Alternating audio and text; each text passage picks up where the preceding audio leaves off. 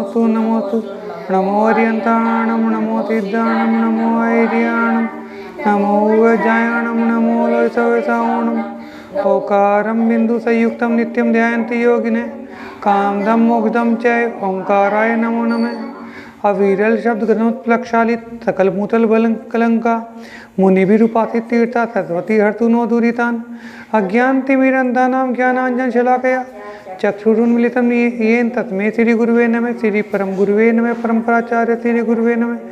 सकल कलुष विध्वंसकम श्रीतां परिवर्धकम धर्म संबंधकम भवजीव मन प्रतिबोधकारकमिदं श्री पांडव पुराण नाम ध्येयम अस्य मूल ग्रंथकर्तारः श्री सर्वज्ञ देवा तदुत्तर ग्रंथकर्तारः श्री गंधर देवा प्रतिगंधर देवा तेषां मनोचसार माध्यम श्री शुभचंद्र आचार्येण विरिचितं सर्वे श्रोतारः साधन्त्य सर्वन्तु मंगलम भगवान वीरो मंगलम गौतमो गणि मंगलम पुन आदि जैन धर्मोस्तु मंगलम सर्वमंगल मांगल्यम सर्वकल्याणकारकम प्रधानम सर्वधर्माणां जैनम जतुसासनम जैनम जतुसासनम जैनम जतुसासनम।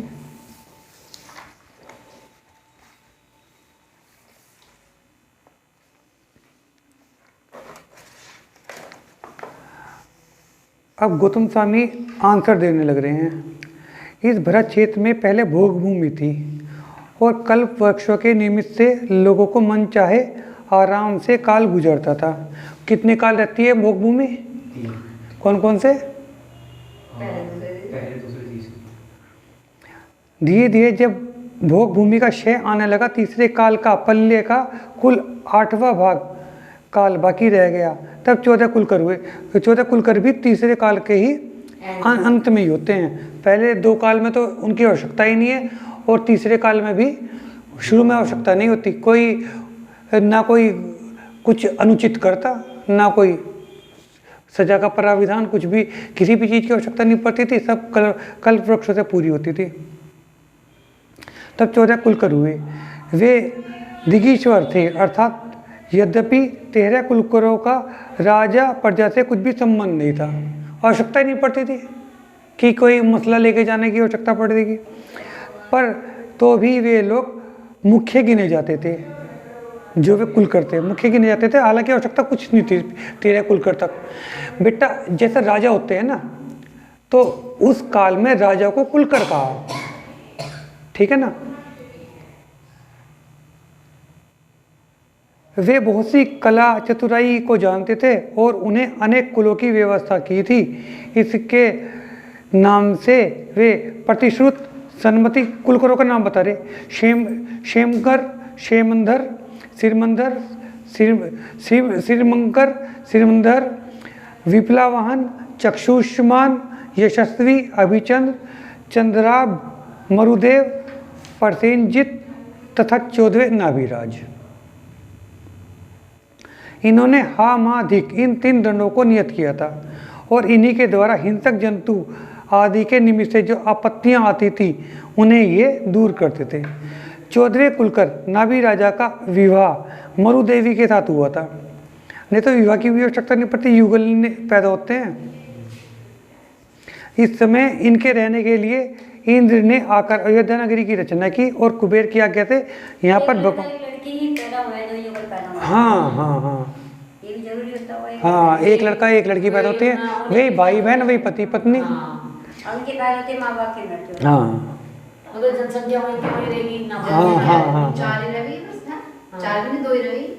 नहीं और पिता को तो छींक आती है और माता को जवाई आती है और मतलब ये समझ लो कि प्रसूति के टाइम पर ही उनकी मृत्यु हो जाती है। अपने बच्चों को देखते भी नहीं वे, एक दूसरे का देखते भी नहीं। दो पैदा हुए बस एकदम दोनों मर गए। दोनों भी एक साथ होते होंगे? नहीं, ऐसा नहीं है। उत्पाद जन्म नहीं बताया बेटा। उत्पाद ये कह रहा है कि उत्पाद जन्म होता है क्या? देखो उत्पाद जन्म तो में तो माता पिता की आवश्यकता ही नहीं होती। देवों में नारकियों में माता पिता की आवश्यकता ही नहीं होती, उसे उत्पाद जन्म कहा। मनुष्यों का उत्पाद जन्म तो नहीं बताया, हाँ समूर्छन जरूर बताए हैं। हाँ त्रियंचों में क्या मनुष्य में भी है समूर्छन? हाँ मनुष्य में भी है समूर्छन। हाँ तो अदरवाइज गर्भज ही हैं मनुष्य के अंदर। सुनो, युगल होते हैं वो जो। हाँ युगल होते हैं, भाई बहन। कल वृक्ष से अगर हम वो बच्चे मांगेंगे तो बच्चे भी आ जाएंगे। क्या मिल जाएगी? कल वृक्ष से हाँ। अगर हम बच्चों को मांगेंगे। नहीं बेटा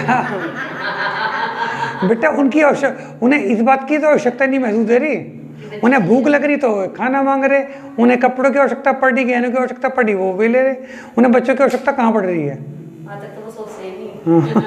वहाँ तक तो उनकी सोच नहीं जाती।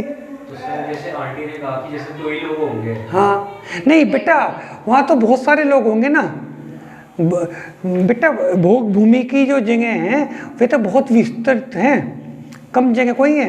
हाँ ये है कि संख्या निश्चित सी हो जाएगी फिर तो। युगल उत्पन्न होते हैं और युगल जब आगे जन्म होता है तो तो बहुत है वहाँ पे, लेकिन हाँ। उतनी ही है, लेकिन युगल ही उत्पन्न होते हैं, युगल ही जा रहे हैं। बेटा जो तुमको fix है ना, उतनी है, देखो, उतनी अगर नहीं रहेगी। और आवश्यकता पड़ेगी तो मैप लेकर आएंगे, ठीक है ना। तो नहीं, वो जनसंख्या के बारे में। हाँ जनसंख्या के बारे में बता रहा मैं अभी बेटा। भरत क्षेत्र से तो बहुत ज़्यादा विस्तार है वहाँ का।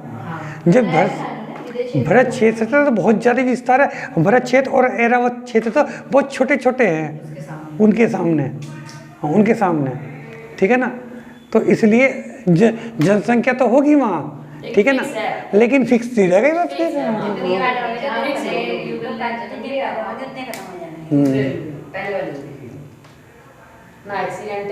हाँ कुछ नहीं है। अच्छा और सबसे बड़ी बात है, कषाय बहुत मंद है, बहुत मंद कषाय है, इसलिए वे सबके सब मर के स्वर्ग में ही जाते हैं। हाँ नहीं भाई, झगड़े की आवश्यकता ही नहीं हुआ, ना किसी से ईर्ष्या करनी। तो बहुत ही मंद कषाय है, और मंद कषाय से है उच्च गति होगी। कारण नहीं है, कारण नहीं है। देखो माना एक आदमी बहुत कालों में घूम रहा तो साइकिल वाले को तकलीफ होगी, वो उसे चिढ़ेगा, ये करेगा, कर मान देगा। जब वहाँ पे सारे एक जैसी अभी जो कुछ चाहिए सब कर मिल जाएगा। अच्छा सबसे बड़ी बात एक और है, अपने भाव को संभालना। अनुकूल स्थिति में तो आसान है, भाव को संभालना प्रतिकूल स्थिति में चाहिए, प्रतिकूल स्थिति में आवश्यकता पड़ेगी, है ना। 14 कुलकर नाभि राजा का विवाह मरुदेवी से हुआ था। इस समय से इनके रहने के लिए इंद्र ने अयोध्या नगरी की रचना की थी। अच्छा कहाँ से आए थे आदिनाथ भगवान? सर्वार्थ सिद्धि से आए थे, ठीक है ना। महान पुण्यशाली होते हैं सर्वार्थ सिद्धि से आने वाले। उन्हें यहाँ पे मध्यलोक के अंदर भी उच्च आसन मिलता है, जैसे ये क्या नाम शांतिनाथ भगवान, ठीक है ना, आदिनाथ भगवान, ये सर्वार्थ सिद्धि से आने वाले हैं। तो यहाँ पे भी आके मतलब ये खुद तो चक्रवर्ती नहीं बने आदिनाथ भगवान, लेकिन चक्रवर्ती के भी पिता बने, कामदेव के भी पिता बने, ठीक है ना। कितने बेटे कितने पुत्र, सब मोक्ष, ऐसा लगा था जैसे मोक्ष की एजेंसी हो उनके पास, ठीक है ना।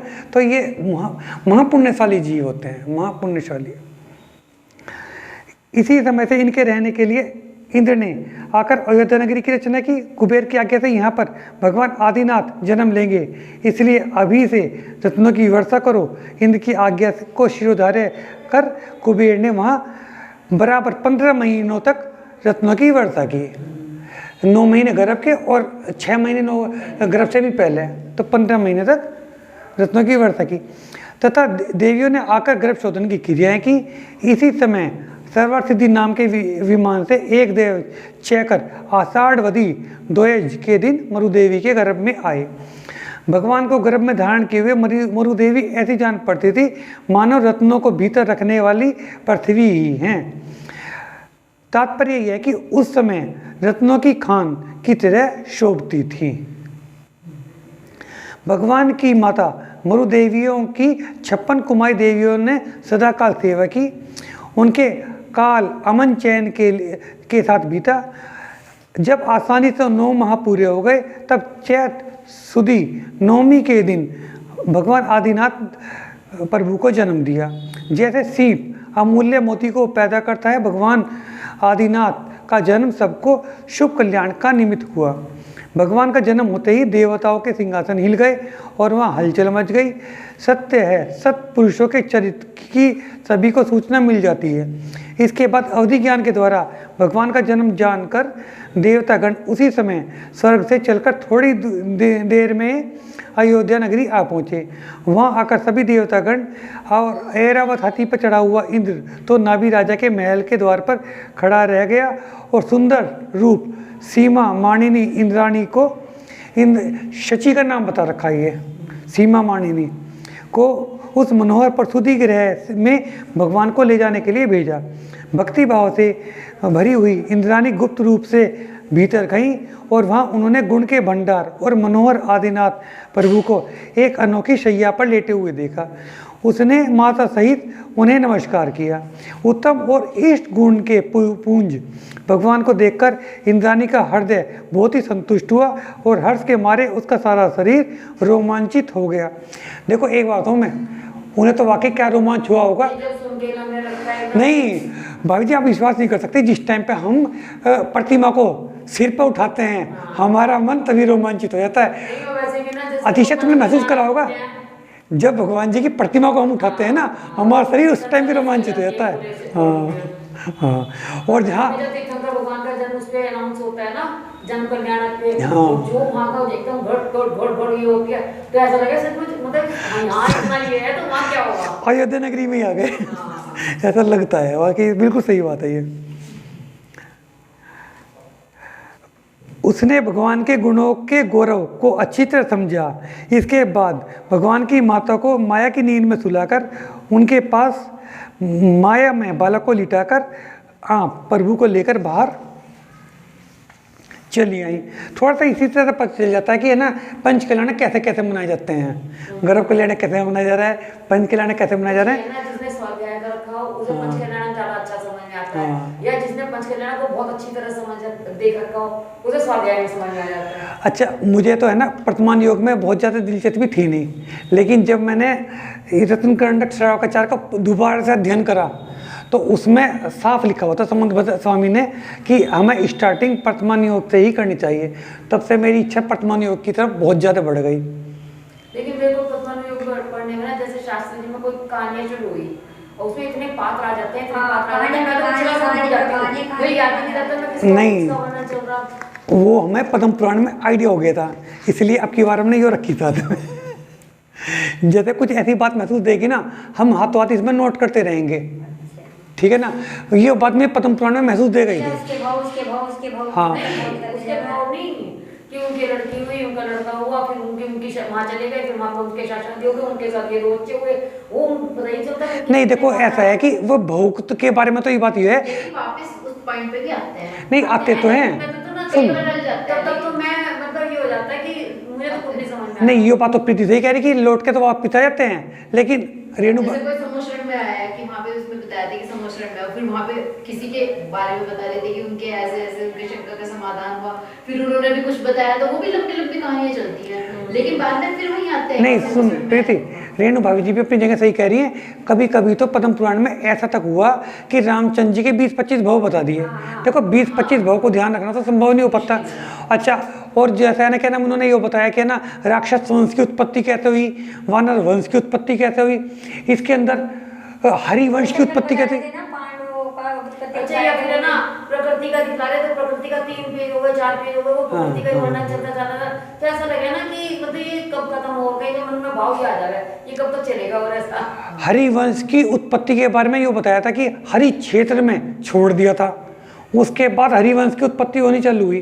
तो इतने सारे बहुत याद रखने संभव नहीं है, लेकिन जैसे हम पांडव पुराण पढ़ रहे हैं, जो हमारे पर्टिकुलर पात्र हैं उनको जरूर नोट कर लेंगे। जब दोबारा रिपीट करते हो ना तो हाँ तब हाँ, और रिपीट करेंगे तो नहीं ये बात सही है। वर्तमान योग के शास्त्र जी को अगर 2-3 बार पढ़ोगे ना फिर तो क्लियर हो जाएगा, लेकिन एक बार में क्लियर नहीं। नहीं एक बार में भी काफ़ी कुछ समझ में तो आ जाएगा, लेकिन जो वो हमें ये पता चलेगा कि यहाँ पर देखो कई सारे भगवान नहीं लगे। पहली बार पढ़ने से ना मन लगना शुरू होता है, शुरू में तो मन नहीं लगता। कहानी तो क्लियर हो जाएगी पहली बार में भी, लेकिन जो बीच में बहुत सारा कुछ चला वो बीच में कुछ डिस्टर्ब होता है। खैर वो डिस्टर्ब होता है। लेकिन वो जब हम बार बार पढ़ेंगे ना कम से कम मन तो लगना शुरू होगा। हाँ, नहीं कहानी तो समझ में आ जाएगी। सुनने से ज्यादा ठीक होता है। हाँ, पढ़ने से सुनना ज़्यादा चलेगा। तो उसमें बीच में अगर कोई टॉपिक रह जाता है ना तो आपस में चर्चा हो जाती है। अच्छा, दूसरी चीज़ ये है कि अपना आप जब पढ़ते हैं तो बीच बीच में है ना स्किप कर देते हैं, और जब है ना वहाँ पे स्किप नहीं होता। हाँ, वहाँ स्किप नहीं होता। हाँ, यहाँ पे स्किप नहीं होने का। इस समय शरीर के भगवान के शरीर का अत्यंत दुर्लभ स्पर्श कर उनके मुख कमल का दर्शन कर इंद्राणी को असीम हर्ष हुआ। उसने भगवान को बाहर लाकर इंद्र के हाथ में सौंप दिया। उस समय प्रभु ऐसे जान पड़े मानो पूर्व दिशा के उदयाचल पर उदय सूरज ही है। इसके बाद श्रीमान सुरेंद्र देवतागण के साथ साथ बालक प्रभु को लेकर गाजे बाजे के साथ खूब उत्सव करता हुआ सुमेरु पर्वत के शिखर पर जा पहुंचा। वहाँ पांडुक वन की पांडुक शिला पर जो अनादिकालीन सिंहासन है, बहुत से देवों के साथ इंद्र ने आदिनाथ भगवान को विराजमान किया। इसके बाद देवतागण जल लाने के लिए क्षीर सागर गए। क्षीर सागर कौन सा समुद्र है? इसमें जीव जंतु नहीं पाए जाते। सातवां लवण समुद्र से अब कौन सा है? कौन से नंबर का समुद्र है? पांचवा है। उसमें जीव नहीं पाए। पहला तो लवण समुद्र है, दूसरा कालोदधी है, तीसरा पुष्कर सागर है, चौथे का नाम मेरे दिमाग से निकल रहा है, पांचवा क्षीर सागर है। क्षीर सागर गए, वहाँ उसमें हलचल मच गई। वहाँ वे सोने के 1000 कलश भर के लेकर आए। उन कलशों के द्वारा इंद्र ने भगवान को स्नान कराया, और उसका एक एक कलश का क्या साइज था वो बस। हाँ, उसमें जब हमने वो नाटक दिखाया था ना महावीर स्वामी का जन्म कल्याण, उसमें क्लियर बता रखा था कि कितना कितना है, स्टडी की थी। हाँ, स्क्रीन पे दिखाया भी था। उस कलश के द्वारा इंद्र ने भगवान को स्नान कराया और वहाँ दिव्य वस्त्राभूषण पहनाकर भारी भक्ति से स्तुति करी। अच्छा, वो जल क्या कहीं पे भी जा रहा है, वो उस जल से ये नहीं कि किसी के उस पर पैर पड़ जाएंगे, क्योंकि वहाँ कोई है ही नहीं। और हाँ, एक भी बूंद नहीं बचती, और वहाँ किसी के पैर वैर नहीं आने वाले वहाँ पे। हाँ,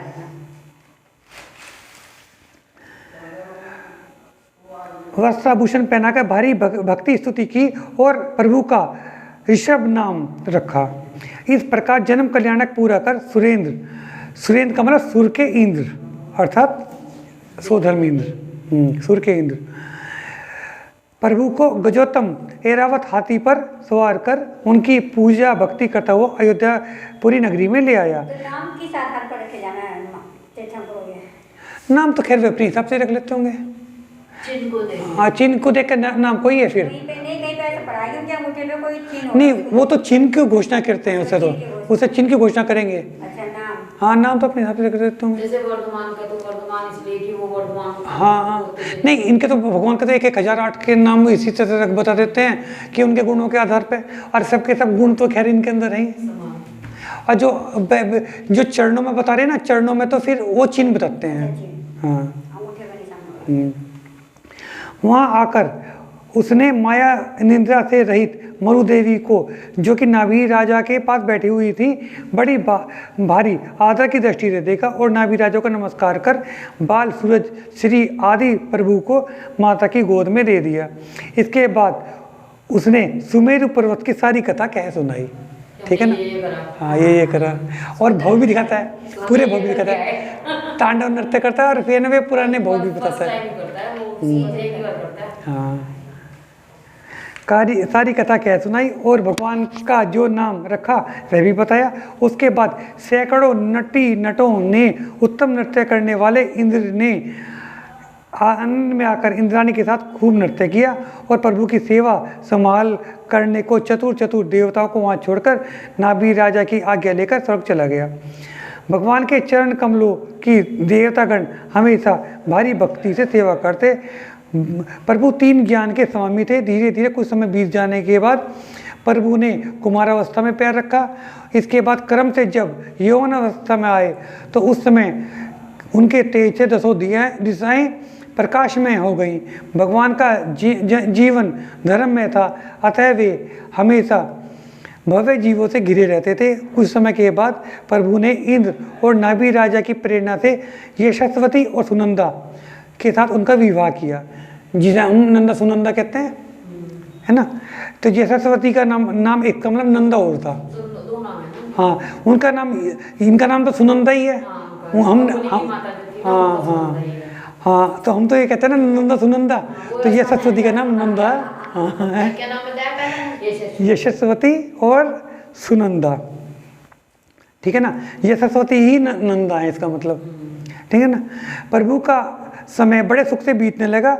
इसी समय प्रजा पर भारी संकट आकर उपस्थित हुआ। धीरे धीरे कल्प वृक्ष नष्ट होने लगे, जबकि तीसरे काल में नष्ट होने नहीं चाहिए थे, और तीसरे काल में मोक्ष भी नहीं है। तीसरा काल तो भोग भूमि का है, लेकिन काल तो उसका प्रभाव हो सकता है।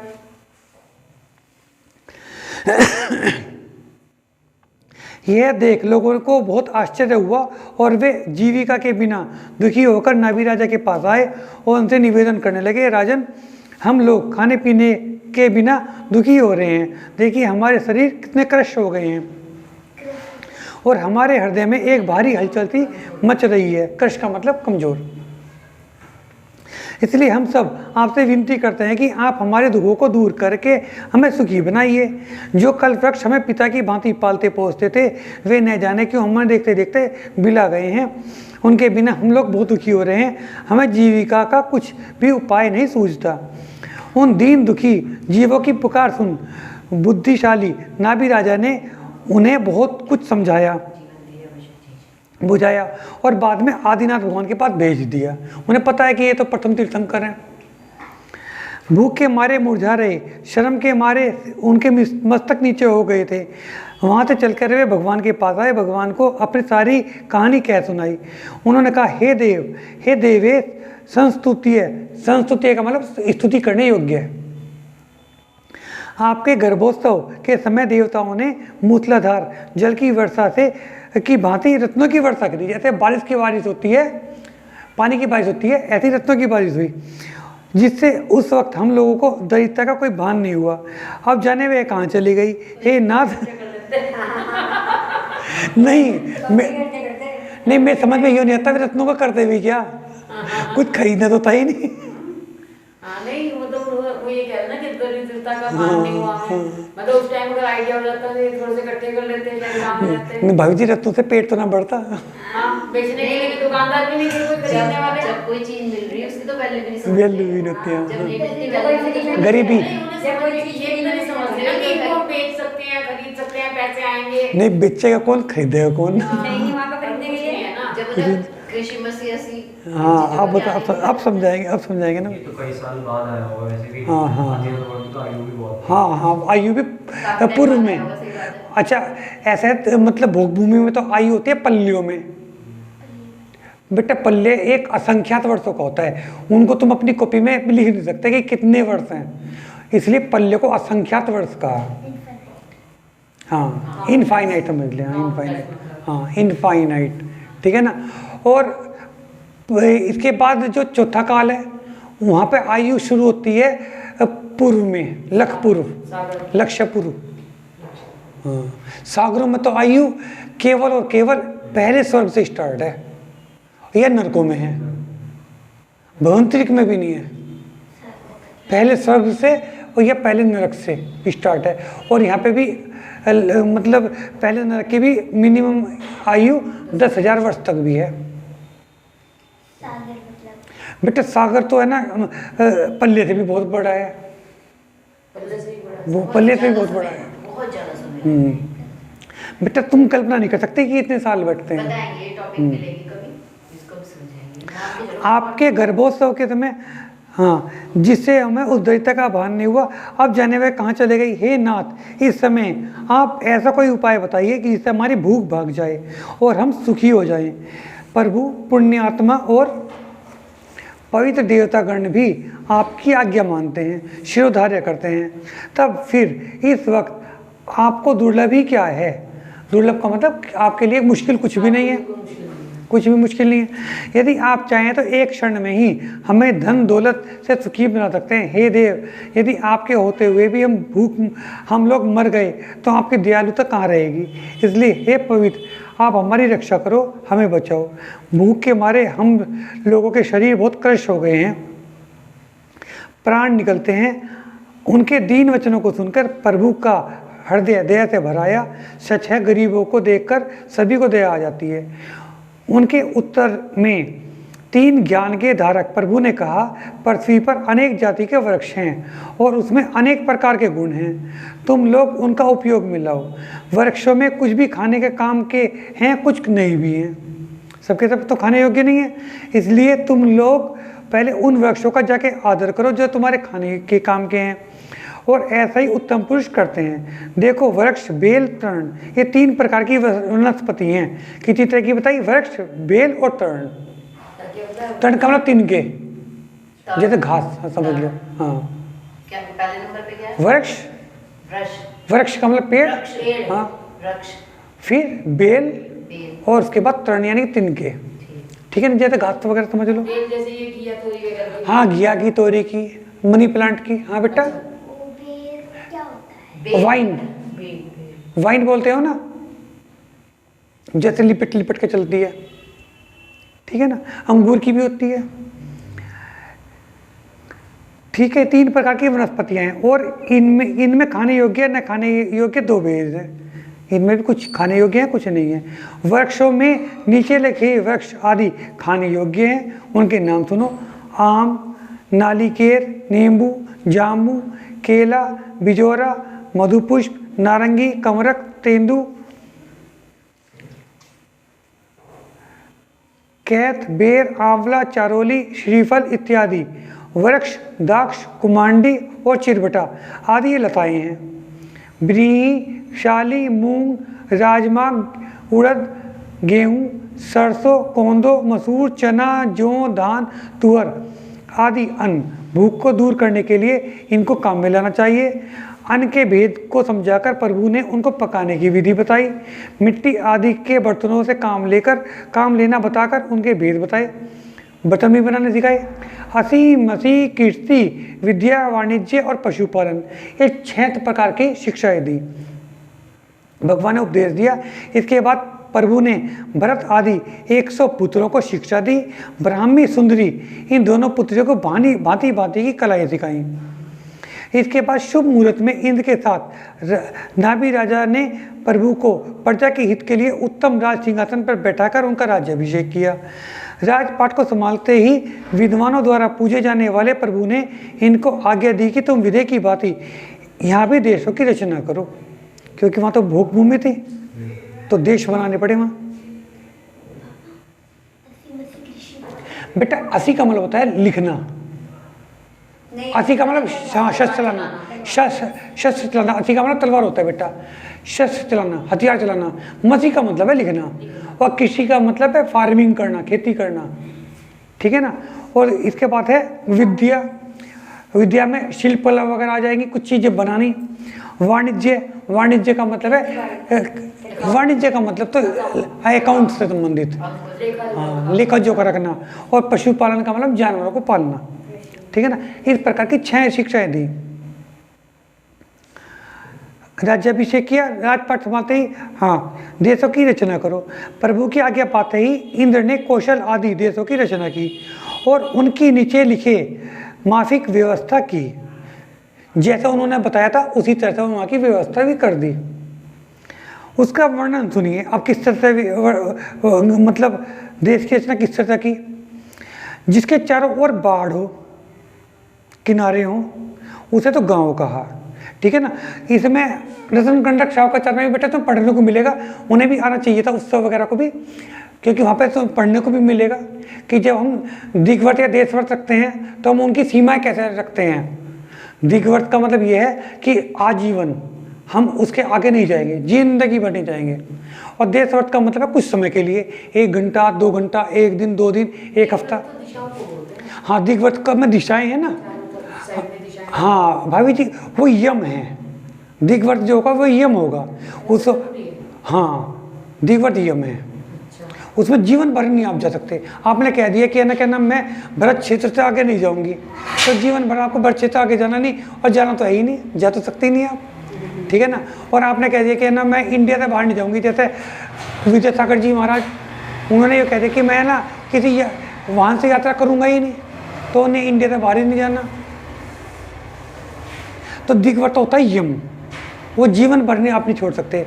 और जो वो है क्या नाम देशवर्त है, वो है आपका नियम, उसमें है ना आपकी काल की मर्यादा होगी, काल की मर्यादा होगी, ठीक है ना। तो आप ये कह सकते हो कि रात्रि में मैं सहारनपुर से बाहर नहीं जाऊंगा, ये आपने ना 1 घंटे के लिए या 1 घंटे के लिए अंतर या एक मुहूर्त के लिए आप है ना समाइक में बैठे कि हाँ जी इसमें समाइक काल में आपने चारों तरफ अपनी बाउंड्री बना दी, मैं इस बाउंड्री से बाहर ही नहीं जाऊंगा, कमरा भी छोड़ दो, आपने चारों तरफ चौक से लाइन खींची थी, तो समाइक काल में को जी मैं इससे बाहर नहीं जाऊंगा, या जब तक मैं पूजा कर रहा हूँ तब तक इस घेरे से बाहर नहीं जाऊंगा। हाँ बेटा समाइक का मतलब यह है कि हम समता भाव रखते हैं, ठीक है ना, हम किसी से राग द्वेष नहीं रखेंगे, ठीक है ना। थोड़ी देर के लिए हमें एक निश्चित समय के लिए हमने सब अपनी मोह माया सब खत्म कर दी, वो समाइक है। तो जिसके चारों ओर बाढ़ हो वह गांव, जिसके सब ओर कोट फिरा हो वह पुर, नदी पहाड़ के बीच में जो हो उसे खेत, नदी और पहाड़ के बीच में जो हो खेत, ये परिभाषाएं हमें नोट कर लेनी चाहिए, है ना। और चार ओर जो पर्वतों से घिरे हुए हों उसे करवट कहते हैं। देखो जब हम वो करते हैं ना शांति धारा में भी ये नाम आते हैं। ये बेटा परिभाषा है, तुम भी नोट कर लेना, है ना, नोट कराऊंगा मैं इस टाइम, तो अगर नोट कराऊंगा तो स्वाध्याय रह जाएगा, ठीक है ना। जिसमें 500 गांव लगते हैं उसे मटब, और जिसमें रत्नों की खाने हो उसे पत्तन कहते हैं। जो समुद्र के किनारे से भिड़ा हो वह द्रोण, और जो पर्वत के ऊपर हो वह वाहन है।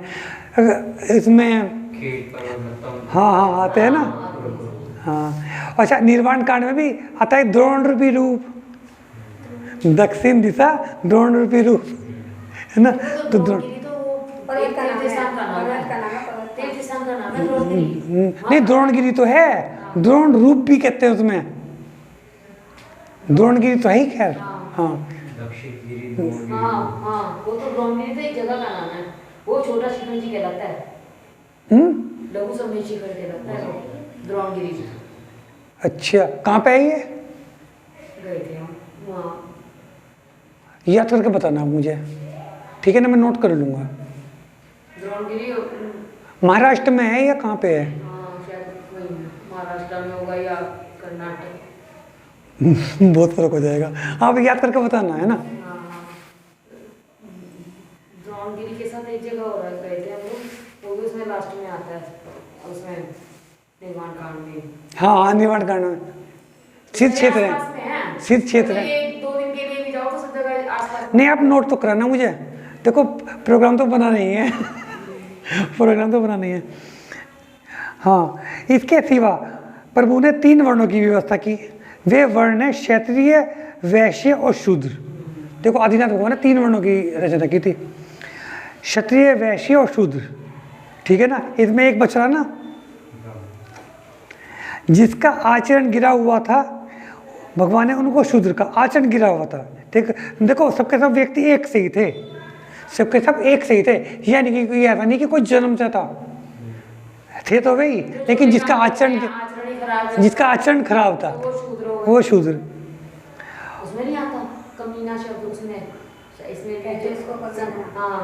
इसमें जो हम लोग आजकल पाठ कर रहे सिद्ध चक्र विधान में भी आता है एक जगह नाम कमीना, कर्महीन, वो तो कमी अच्छा छोटे जात वाले, हाँ वो हाँ निकम्मा तो भगवान है, निकम्मा तो भगवान को भी बोलते हैं। नहीं निकम्मा तो भगवान है ही, निष्कर्म जिनके कोई कर्म ही नहीं रहे, अट्ठो कर्म काट दिए, हाँ अद्यूणा। तो जो जिनका आचरण खराब था उन्हें क्या कहा? हाँ शूद्र कहा, और उत्तम आचरण वालों को कम बढ़ कर भेद किए। कम बढ़कर आचरण लेकर वैश्य और क्षत्रिय का, इस प्रकार वर्ण व्यवस्था करके प्रभु ने जो क्षत्रियों के भेद किए वे 4 हैं। क्षत्रिय भी 4 तरह के थे। मिष्टभाषी जो थे वे इक्ष्वाकु, कौरव, हरिवंश और नाथवंश। नाथवंश में महावीर स्वामी है। हैं क्षत्रियो के 4 बताए उन्होंने। मिष्टभाषी जो है इक्ष्वाकु, कौरव, हरिवंश और नाथवंश। नाथवंश से तो महावीर स्वामी है। रामचंद्र जी हैं। हाँ रामचंद्र जी, हाँ उनके में है। इसके सिवा प्रभु ने संसार प्रसिद्ध कौरव वंश में उत्तम लक्षणों के धारक 2 श्रेष्ठ राजाओं की स्थापना की। उनके नाम थे सोम और श्रेयांश। जो उत्तम लक्षणों के धारक 2 जो श्रेष्ठ राजा थे कौरव वंश में, उनमें दो राजाओं की स्थापना की जिनके नाम थे सोम और श्रेयांश। देखो इनके, हाँ ऐसे लग रहा है। हाँ हाँ हाँ हाँ हाँ आदिनाथ भगवान को प्रथम हार। हाँ ठीक है ना। तो इस हिसाब से कौरव वंश के हुए। कुरु जंगल के नाम से एक प्रसिद्ध देश है। वह भूमंडल में भूषण है, उत्तम गुणों का भंडार है। वहाँ की जमीन में एक अपूर्व गुण है, वह यह है कि बिना बोए जोते धान्य पैदा हो जाता है। हैं? कुरु जंगल के, हाँ आगे पता चलेगा नाम। तो धान्य पैदा हो जाता है, उस धान्य के द्वारा लोगों को भारी सुख होता है, अतएव कहा जाता है उत्तम गुणों का खजाना है। हाँ पापा ये कहते हैं ना कि मतलब बेटे बोला मत। कि मतलब कोई महाराज जी को आहट दे पाता था क्योंकि उनको देना नहीं आता था। हाँ हाँ और महाराज जी लेते भी नहीं थे। महाराज जी नहीं, आदिनाथ भगवान थे वे। मतलब लेते नहीं थे। हैं? और वो लेते भी नहीं थे। हाँ वे तो बेटे जो विधि होगी विधि। हाँ पर पापा क्या उनको कैसे पता कि आहार कैसे लेते हैं? बेटा वही तो उन्हें पहले जन्म की बात याद आई। उनको अवधि ज्ञान होता है। अवधि ज्ञान से नहीं चाची जी, उन्हें क्या हुआ, जाति स्मरण हुआ। हाँ नहीं उन्हें पूर्व भोग की याद आई। नहीं, जो दे रहे हैं उसके बारे में पूछ रहे, जो ले रहे हैं उसके बारे में पूछ रहे। नहीं नहीं वो कह रही जब राजा श्रेयांश वगैरह ने आहार दिया तो उन्हें क्या पता था, कैसे पता था कि इनको क्या अच्छा, दिया? हाँ उन्हें कैसे देना।